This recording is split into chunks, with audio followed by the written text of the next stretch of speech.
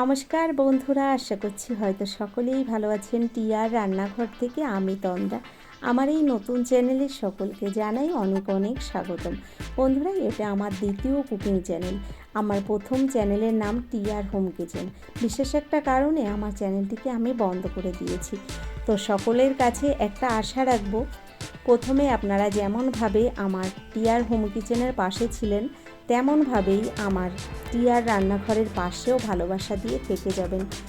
কথা দিচ্ছি আপনাদের, আমি দেশ বিদেশের ভালো ভালো রান্না আপনাদের সঙ্গে শেয়ার করব। দেখুন, আজকে যে রেসিপিটি নিয়ে এলাম, প্রথম দিনে একটা মিষ্টি রেসিপি দিয়েই শুরু করলাম। আজকে তৈরি করে দেখাচ্ছি সুজির মালাই কেক। সুজির মালাই কেকটা তৈরি করার জন্য 1 প্যাকেট সুজি নিয়েছি। একটা মিক্সির জারের মধ্যে সুজির প্যাকেটটাকে আমি ঢেলে দিয়েছি। তার মধ্যে দিয়েছি 2 চামচ চিনি আর 1 কাপ জাল করে নেওয়া দুধ। দুধটাকে আমি জাল করে বেশ ঘন করে নিয়েছি। এই দুধটাই দিয়ে দিলাম সুজির মধ্যে। ভালো একটা পেস্ট বানিয়ে নিয়েছি। দেখুন পেস্টটা কত সুন্দর স্মুদি হয়েছে। এই পেস্টটাকে এবার আমি একটা বোলের মধ্যে নামিয়ে নেব। দেখুন, এখানে একটা বড় সাইজের বোল নিয়েছি, তার মধ্যে আমি এই সুজির পেস্টটাকে ঢেলে রাখছি। সুজির পেস্টটাকে বোলের মধ্যে নেওয়ার পরে এবার এর সঙ্গে আমি দেখুন মিশিয়ে নিচ্ছি 1 চিমটির থেকে একটু বেশি রয়েছে বেকিং সোডা। এটা কিন্তু বেকিং পাউডার নয়। তো বেকিং সোডাটা আমি দিয়ে দিলাম সুজির এই পেস্টের মধ্যে। ভালো করে একটা হ্যান্ড হুইস্কি দিয়ে আমি এই সুজির সঙ্গে মিশিয়ে নিলাম বেকিং সোডাটা।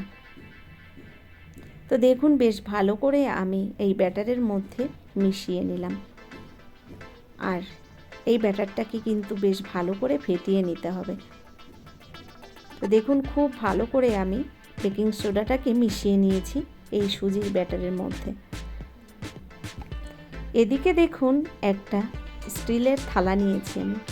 থালার মধ্যে একটু ঘি ব্রাশ করে দিয়ে দিলাম।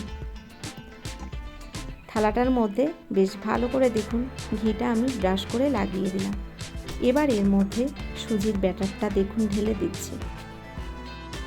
বন্ধুরা, আপনারা দেখুন আমি যে সুজির ব্যাটারটা বানিয়েছিলাম থালার মধ্যে কিন্তু দিয়ে দিলাম সেটা। এর মধ্যে আমি কিন্তু কোনো রকম জল ব্যবহার করিনি। আপনারা দেখুন সুজির ব্যাটারের ঘনত্বটা ঠিক এরকমই রয়েছে। থালার মধ্যে দেওয়ার পরে আমি একটু থালাটাকে ড্যাব ড্যাব করে দিলাম, থালার মধ্যে যাতে কোনো রকম হাওয়া বাতাস না থাকে।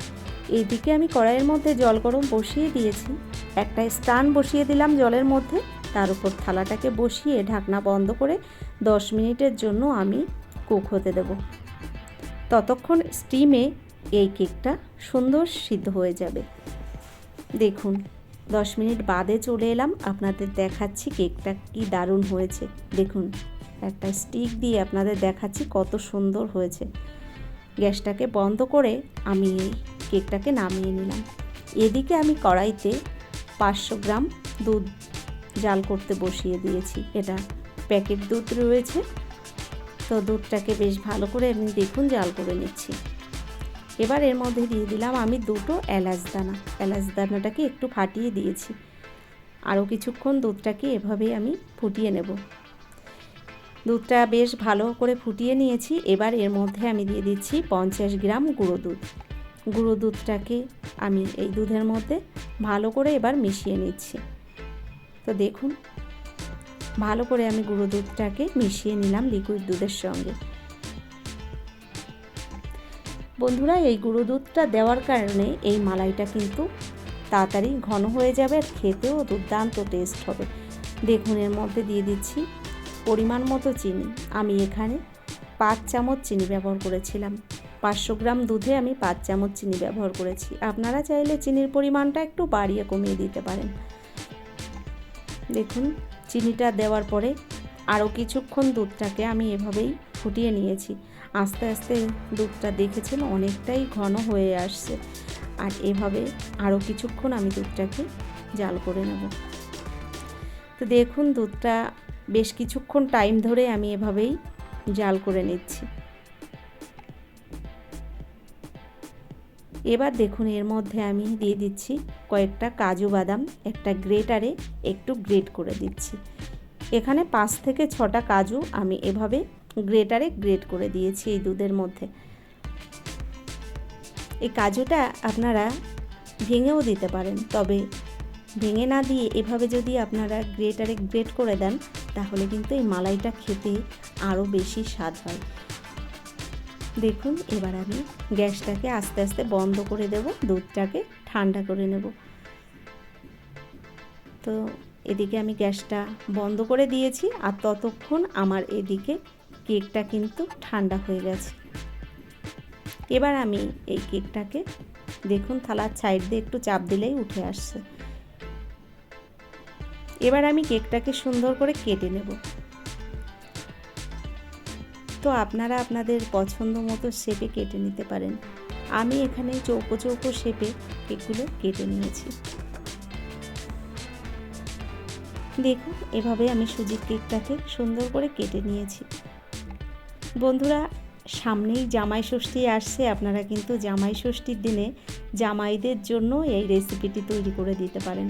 ভীষণ ভালো হয় খেতে, যারা এখনও খাননি এভাবে অবশ্যই একবার বানিয়ে দেখবেন, ভীষণ ভালো হয়। আর আপনারা দেখেছেন এই যে কেকটা আমি বানিয়েছি, এর ভেতরে সুন্দর এই ছিদ্রগুলোর জন্য এই যে মালাইটা আমি ঢেলে দিলাম কেকগুলো কেটে নেওয়ার পরে, এই দুধের মালাইটা এত সুন্দর ঢুকবে এই কেকের মধ্যে, পুরো কেকগুলো সুন্দরভাবে ভেজে যাবে এই মালাইয়ের মধ্যে। তো এভাবে আমি দুধটাকে দিয়ে দিলাম এই কেকের মধ্যে।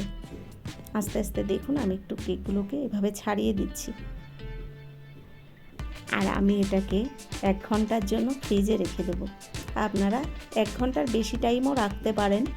এভাবে ফ্রিজে রেখে, মালাই তো একটু ঠান্ডাই ভালো লাগে খেতে, তো এভাবে আমি সুজির এই মালাই কেকগুলোকে ফ্রিজের মধ্যে রেখে দেব 1 ঘন্টার জন্য। 1 ঘন্টা ফ্রিজে রেখে আবার আপনাদের ফিরে এসে দেখাচ্ছি কেমন হয়েছে। তো দেখুন, আমি মালাই কেকটা 1 ঘন্টা বাদে আবার নিয়ে চলে এলাম। দেখুন কতটা ভিজে গেছে, আর এটা একদম নরম, হাতে দিলে আপনারা বুঝতে পারবেন কতটা নরম হয়েছে। দেখুন হাত দিয়ে চেপে দেখাচ্ছি, ভিজে একদম নরম হয়ে গেছে। বন্ধুরা, দুর্দান্ত টেস্ট হয় এটা খেতে, আপনারা অবশ্যই একবার বাড়িতে বানিয়ে দেখবেন। আর আমার এই রেসিপিটি কেমন লাগলো সেটা কমেন্টের মাধ্যমে আমাকে জানাবেন। যদি ভিডিওটি ভালো লেগে থাকে অবশ্যই আমার চ্যানেলটিকে সাবস্ক্রাইব করবেন, আর ভিডিওর পাশে থাকা বেল আইকনটি ক্লিক করে নোটিফিকেশানটা অল করে দেবেন। এছাড়া আমার এই ভিডিওটা আপনাদের বন্ধুবান্ধবের মধ্যে শেয়ার করে দিতে পারেন।